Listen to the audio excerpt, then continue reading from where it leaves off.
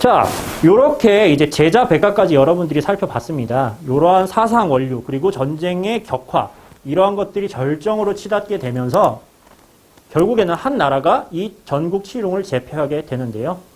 그게 바로 서쪽의 오랑캐라고 불렸던 변방국가 진나라였습니다. 여러분들 킹덤이란 만화책 아마 잘 아실 겁니다. 이거 굉장히 유명하고 은근히 재밌죠? 그래서 아마 많은 분들이 읽었을 텐데요. 그래서 아마 우리가 진시황, 영정이라고 하는 인물을 생각하면 이렇게 굉장히 잘생긴 인물로 보통 생각을 합니다. 실제는 전혀 이렇게 생기지 않았죠. 실제는 굉장히 배뚱뚱한 아저씨입니다. 배뚱뚱한 아저씨고요. 후덕하고요. 눈빛은 비슷한 것 같네요. 그런데 굉장히 강한 인상의 이제 분이시죠. 진나라의 31대 대왕이고요. 최초로 황제라는 명칭을 쓴 사람이기도 합니다. 당시에 이제 내노라하는 여러 강국들을 차례차례 물리치면서 결국 이제 중국을 최초로 통일을 하게 되죠. 그래서 그 어떤 나라보다 강력한 중앙 집권 정책을 폈는데요. 그렇기 때문에 굉장히 대규모의 공사를 할 수도 있었습니다. 지금 보시는 게 지금 이제 중국 시안 쪽에서 발견된 진시황의 무덤에서 나온 병마용이라는 겁니다. 여러분들이 이 넓이를 가늠을 잘 못할 수도 있는데요. 지금 우리 학교로는 사실 비교가 잘 안 되고요. 이게 성북구 크기만 하다고 생각하시면 돼요. 성북구 크기만 한 거에 이렇게 실제 사람 크기의 토용이라고 하거든요. 흙으로 만든 인형이죠. 보시면 굉장히 디테일이 살아있는 거를 보실 수가 있을 겁니다. 실제 사람과 같은 이런 병마용을 실제 병사들처럼 세워놓은 거예요. 이거를 우리 성북구 크기만한 그 무덤에다가 다 그대로 세워놓은 거죠. 사람들을 시켜가지고. 그래서 이거에 대한 굉장히 많은 미스테리들이 있습니다. 이 안에 사실 사람 시체가 있어서 거기에다가 뭐라 쩌다 뭐 그런 이야기들이 있는데 뭐 그거는 그냥 미스테리일 뿐이고요. 실제로는 속이 텅텅 비었어요. 중요한 건 이만큼 대규모 공사를 할 수 있을 만큼 전국 단위 인원을 동원할 수 있었고요. 그만큼 그 체계가 법과 체계에 의해서 굉장히 잘 수행되었다는 걸 여러분들이 기억하시면 될 것 같아요. 자, 우리가 기억해야 될 부분이 이제 또 하나 나오게 되는데요. 그게 이제 상황의 변법이에요.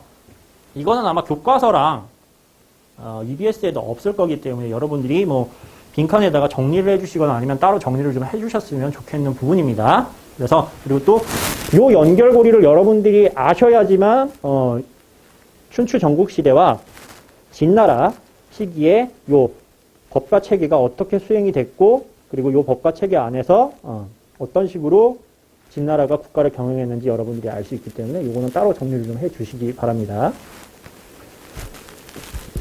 요거는 선생님이 프린트로도 따로 이게 정리 키트를 올려 놓을게요. 그러니까 여러분들이 뭐 필기하는데 크게 어렵진 않게 만들어 놓겠습니다. 자, 보시면은 아까 얘기했듯이 이 사람이 바로 상앙이라는 사람입니다.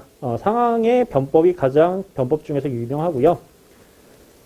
변법이라는 것은 단순히 진나라에서만 행해진 게 아니라 춘추 전국 시대 모든 맹주 국가들이 본인들 국가의 생존을 위해서 했던 일련의 개혁들을 말해요.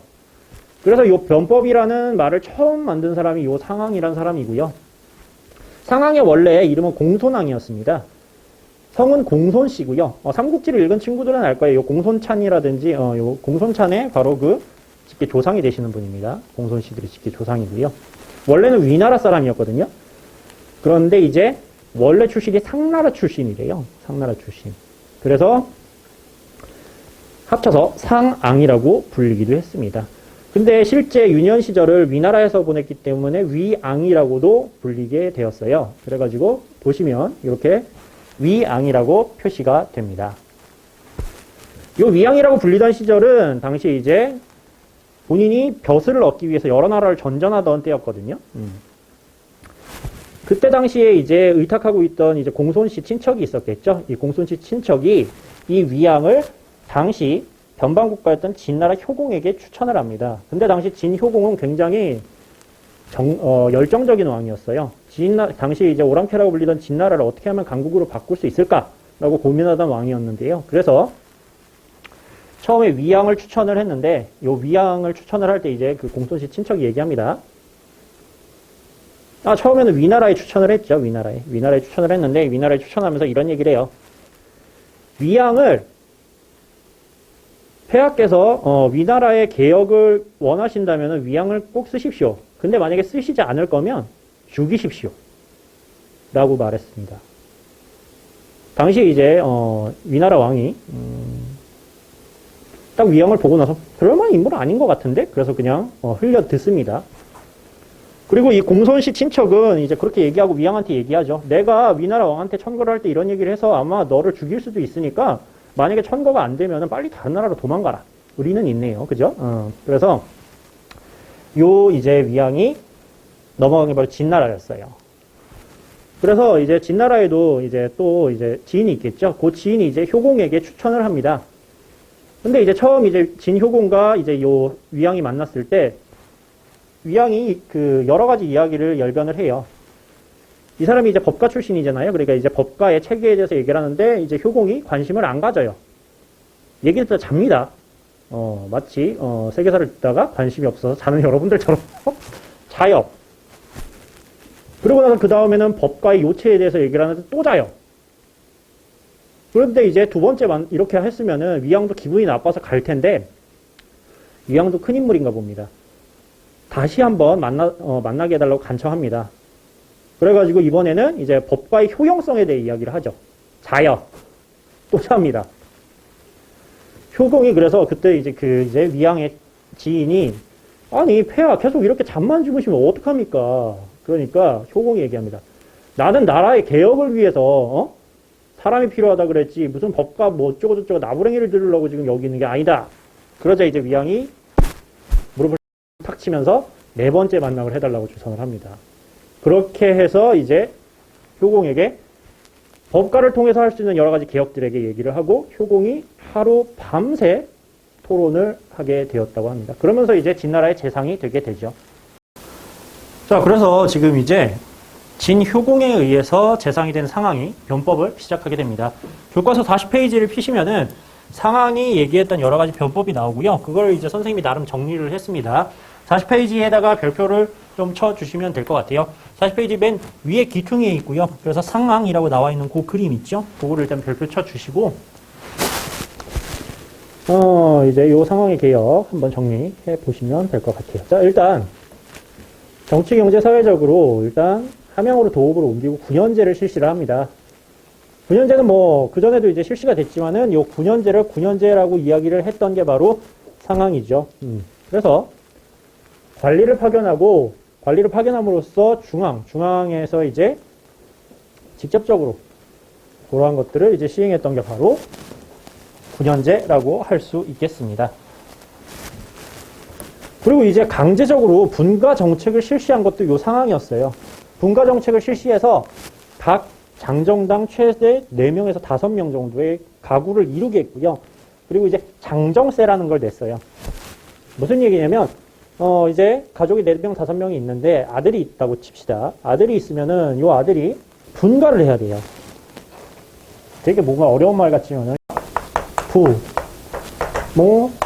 자녀가 있다고 쳐볼게요. 자녀가 장성을 해서 일정 기간이 지나게 되면 반드시 나와서 따로 살라는 얘기예요. 그렇게 하지 않으면은 요 아버지가 장정이 지금 2명이죠. 2명의 장정세를 내야만 합니다. 굉장히 부담이죠. 그래서 나와서 요 남자 자녀가 하나의 가정을 이뤄야 됐고요. 그렇게 함으로써 장정세를 내라 이겁니다. 이렇게 만들었던 이유는 굉장히 단순하면서 합리적입니다. 가정을 계속 많이 만들어서 요 가정들이 각각의 땅을 갖고 그 땅을 스스로 개간을 해서 농사를 지으라는 얘기예요. 그래서 생산량을 늘려라는 얘기죠. 그러면서 황무지를 개간하고 또 여기에 나오는 생산물로 세금을 내라 이 얘기입니다. 한마디로 부세를 지정을 하죠. 그래서 과거에는 주나라 때만 해도 땅을 9개로 나누고요. 그 중에서 가운데 땅을 공동으로 경작해서 공동으로 세금을 냈었습니다. 그랬던 것이 이제는 한 집에 하나씩 세금을 내는 부세를 지정을 해서 세금량을 어마어마하게 늘리게 된 거죠. 그래서 전답 넓이가 세금의 기준이 되게 됩니다. 농지가 확대되고 생산력이 증대가 되겠죠. 그러면서 이제 진나라 국고가 부유하게 되게 됩니다. 자, 그리고 사회적으로 이러한 것들을 강제하기 위해서 다섯 가를 하나로 묶어서 관리하게 됩니다. 이걸 오가작통이라고 했고요. 이 오가작통은 기본적으로 군사 혹은 이제 노동 징발의 기본이 되게 됩니다.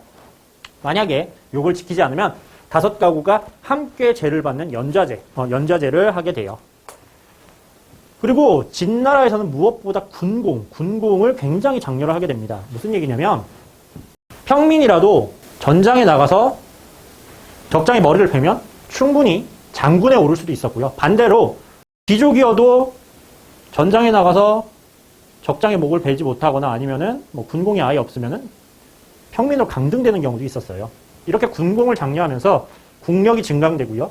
인재가 굉장히 확대되게 됩니다. 특히 이 군공 장려 때문에 진나라 병사들은 그 어떤 나라보다도 적극적으로 군사를 수행을 했고요. 그러다 보니까 굉장히 진나라는 다른 여러 여타 국가들보다 훨씬 강군이라는 소리를 듣게 됩니다. 굉장히 지독한 군대라는 소리를 듣게 되죠. 당연하겠죠. 적장의 머리를 베면 내가 공경 대부, 귀족의 벼슬에 오를 수도 있는데 어느 누가 적장의 머리를 베지 않겠어요. 특히 진나라 병사들은 이걸 증명하기 위해서 코를 베고 귀를 베고 머리를 베고 이러한 것들이 굉장히 비일비재하게 됩니다. 그러면서 굉장히 어떻게 보면 다른 군대들이 봤을 때 굉장히 잔인한 군대가 될 수도 있겠죠. 하지만 이것 때문에 진나라의 국력이 엄청나게 증가하게 되죠. 상황은 이렇게 여러 가지 개혁들을 통해서 진나라를 부강하게 만들었는데요. 이 상황을 인정해줬던 효공이 죽고 나서 너무나 가혹하게 이제 법률이 시행됐었기 때문에 상황도 위기에 놓이게 됩니다. 그래서 이제 정적들의 표적이 되고요. 죽임을 당할 것 같아서 이제 진나라를 도망가기로 결심을 합니다. 그런데 아이러니하게도 상황이 세워놨던 이 강력한 법률이 상황의 목숨줄을 끊게 되죠. 이제 상황이 도망가던 와중에 이제 국경에 닿았는데 국경에서의 법은 닭소리가 울릴 때까지 그 누구도 국경문을 통과할 수 없다는 거였어요. 이건 상황 자신이 세웠던 법률이라고도 하고요. 그러다 보니까 결국에는 쫓아오는 병사들에게 잡혀서 죽임을 당하게 됩니다. 말년은 굉장히 안타까운 상황이었지만 이 상황의 변법 덕분에 진나라는 굉장히 부강이 됐고 결국에는 시황제 때 전국을 통일하는 위협을 달성하게 됩니다. 자, 이제 시황제가 중국을 통일하는데요. 크게 중앙집권 체제를 확립을 하고 대외적으로 이제 팽창을 하게 됩니다. 내부적으로 이제 강력하게 나라를 하나로 통일했기 때문에 이제 바깥으로 눈을 돌릴 수 있게 된 거죠. 대표적으로 이제 9년제를 이제 전국적으로 실시를 하게 되죠. 그래서 이제 전국 칠흥을 포함한 전국을 36군으로 나누고 그 전국에다가 관리를 파견함으로써 직접 지배 체제를 이루게 됩니다. 전국에 도로를 설치를 하고요. 그리고 여러 가지 단위를 통일을 합니다. 당시에 여러 나라들에서 각각 만들었던 화폐를 통일하고요. 그리고 도량의 단위라고 하죠. 무게의 단위 같은 도량형을 통일을 합니다. 그리고 문자도 진나라 문자로 통일을 해요. 수레바퀴의 모양도 통일을 하게 되는데요. 이거는 지금으로서는 여러분들 이해할 수 없는 부분일 수도 있지만 이렇게 생각하시면 됩니다. 바퀴 모양이 만약에 제각각이잖아요. 그러면은 예를 들어서 제나라에서 연나라로 옮겨갈 때 바퀴 모양을 바꿔야 돼요. 타이어를 교체를 해야 된다는 거죠. 각 나라를 지나갈 때마다. 그렇기 때문에 이 수레바퀴를 통일을 함으로써 모든 국가에서 빠르게 그냥 한 바퀴만으로도 전국을 일주할 수 있게 만들어 놨던 거예요. 지금으로 치면 고속도로를 만든 거나 마찬가지죠. 그래서 이러한 것들이 굉장히 유통에도 중요한 역할을 하게 됐고요. 그리고 사상체계도 통일을 하게 됩니다. 특히 이제 가장 대표적으로 나오는 게 바로 요 분서갱유죠. 분서라는 거는 문서를 불태웠다는 얘기고요. 갱유라는 거는 유생들을 땅에 묻어버렸다는 얘기예요. 요 갱이라는 단어 자체는 우리가 갱도 하잖아요. 갱도. 그래서 땅굴 이런 거를 이제 갱도라고 하는데 당시에는 형벌 중에 하나였습니다. 땅이 이렇게 있으면 땅을 엄청나게 깊이 팝니다. 그리고 이 사람을 엄청나게 한두 사람을 묻기 위한 게 아니고요. 엄청나게 많은 사람을 묻어버리기 위한 고루한 장치였어요.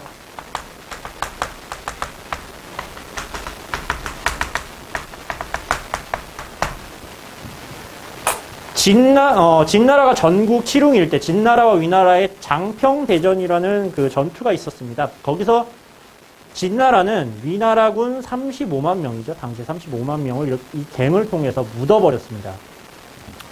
포로를 만들었을 경우에 원한을 가지게 될 거라는 우려에서였죠.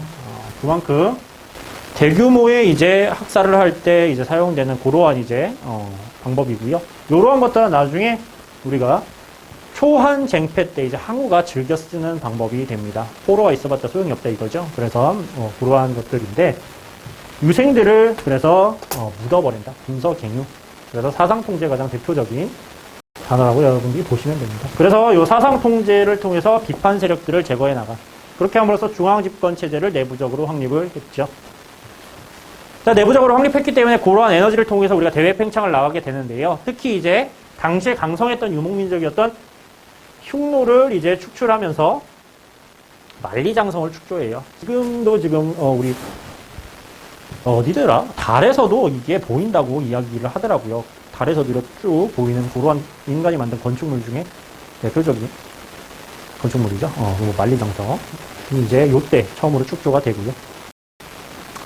그 이후에 이제 아래 양자강 동쪽의 광동성이라든지 베트남 북부로서 영토를 확장해 나가게 됩니다. 그래서 어떻게 보면은 지금 현재 중국 영토의 원형을 만들었던 게 바로 요 진 시황제, 그리고 중국 내부의 여러 체계를 처음으로 이제 세웠던 게 바로 시황제라고 여러분들이 기억을 하시면 될 것 같습니다. 참고로 진 시황제는 아까도 말씀드렸지만 황제라는 이름을 처음으로 썼어요. 그래서 이때부터 황제가 황제로 자리를 잡게 됩니다.